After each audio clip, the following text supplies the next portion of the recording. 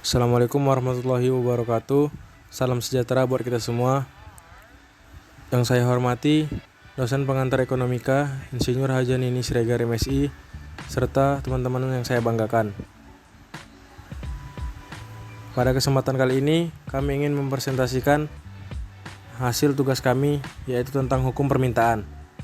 Sebelumnya perkenalkan, saya dan beberapa teman-teman saya, Ridika Adabiansa 218150011, Nur Fadila 218150019, Erik Syuhada 218150029, Muhammad Reza Andrian Saragi 218150035, Wandra 218150037, serta Maisa Putri Gaul Tambunsari 218150045. Baiklah, kita akan langsung masuk pada slide kedua, yaitu tentang penjelasan hukum permintaan.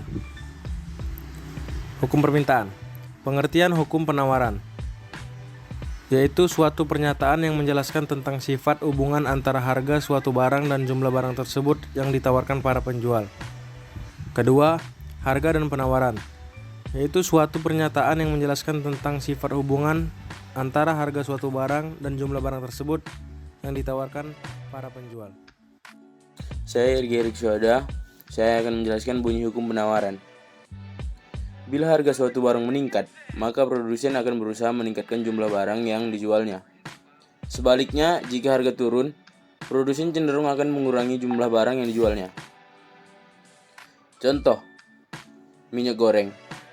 Pada saat-saat tertentu, harga minyak goreng mengalami kenaikan di pasaran. Maka produsen akan meningkatkan produksinya agar mendapatkan keuntungan yang besar. Contoh lainnya juga ada masker medis. Pada saat wabah COVID-19, semua orang membutuhkan masker untuk terhindar dari COVID-19. Dan pada saat itu juga harga masker melonjak naik hingga 3 kali lipat. Maka produsen akan meningkatkan produksinya agar mendapatkan keuntungan yang besar. Baik, slide 3 akan dijelaskan oleh saya sendiri, yaitu Nur Fadila. Dalam teori penawaran, ada 5 faktor-faktor terpenting dalam penentuan penawaran. Antara lain yaitu harga barang itu sendiri, kemudian harga barang-barang lain yang berkaitan erat dengan barang tersebut, biaya produksi, tujuan-tujuan operasi perusahaan tersebut, dan yang terakhir adalah tingkat teknologi yang digunakan. Maksud pada poin 1 yaitu tentang harga barang itu sendiri. Ketika suatu barang mengalami kenaikan harga, tentu penawaran terhadap suatu barang juga akan mengalami kenaikan. Hal tersebut membuat produsen akan memperbanyak jumlah produksi barang yang mereka miliki, sehingga produsen mengalami keuntungan. Apalagi barang yang mengalami kenaikan tersebut termasuk ke dalam bahan kebutuhan pokok. Pada poin kedua menjelaskan tentang harga barang-barang lain yang berkaitan erat dengan barang tersebut. Maksudnya adalah ketika barang lain ada penggantinya dengan harga yang lebih murah, namun dengan kegunaan yang sama. Poin ketiga tentang biaya produksi. Maksudnya yaitu ketika suatu perusahaan akan memproduksi suatu barang, namun dengan biaya produksi yang tinggi, tentu harga barang akan tinggi, sehingga produsen menawarkan barang-barang dalam jumlah yang sedikit. Kemudian tujuan-tujuan operasi perusahaan tersebut. Maksudnya yaitu ketika suatu perusahaan memiliki tujuan, maka bisa saja perusahaan akan memberikan penawarannya. Sebagai contoh, perusahaan A harus memenuhi laba 10% pada tahun ini. Maka mereka bisa menaikkan harga barang atau jasa yang mereka miliki untuk menambah laba tersebut. Dan poin terakhir adalah tentang tingkat teknologi yang digunakan. Maksudnya yaitu ketika teknologi dapat mengurangi atau justru akan menambah biaya produksi, dikarenakan produksi dengan teknologi yang bagus akan mempertinggi produktivitas dan mutu terhadap suatu barang, maka harga teknologilah yang akan diperhitungkan oleh pihak produsen. Baik, saya Wandra. Saya akan melanjutkan slide berikutnya. Perubahan penawaran secara sendiri-sendiri. Yang pertama, efek pertambahan permintaan. Yang kedua, efek pengurangan permintaan. Yang ketiga, efek pertambahan penawaran. Dan yang terakhir ialah efek pengurangan penawaran. Sekian, terima kasih.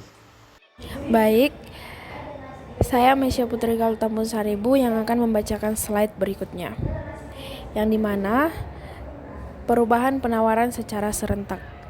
Perubahan penawaran secara serentak itu dibagi atas 4 poin. Yang pertama, perubahan mungkin berlaku ke arah yang sama, yaitu sama-sama mengalami kenaikan atau penurunan. Yang kedua, perubahan mungkin berlaku ke arah yang berlawanan, yaitu permintaan turun tapi penawaran bertambah atau sebaliknya. Yang ketiga, apabila pertambahan permintaan sama dengan pertambahan penawaran, maka tingkat harga tidak berubah. Yang keempat, apabila pertambahan permintaan kurang dari pertambahan penawaran, harga akan merosot. Baik, saya Redika Debian. Saya akan menjelaskan tentang keseimbangan pasar. Keseimbangan antara permintaan dan penawaran akan menghasilkan suatu tingkat harga yang stabil.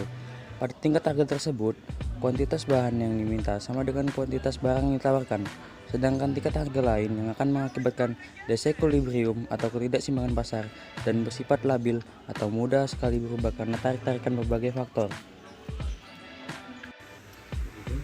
Baiklah teman-teman, itulah hasil presentasi kami tentang hukum permintaan. Semoga dapat bermanfaat bagi teman-teman sekalian. Lebih dan kurangnya semoga dimaafkan. Assalamualaikum warahmatullahi wabarakatuh.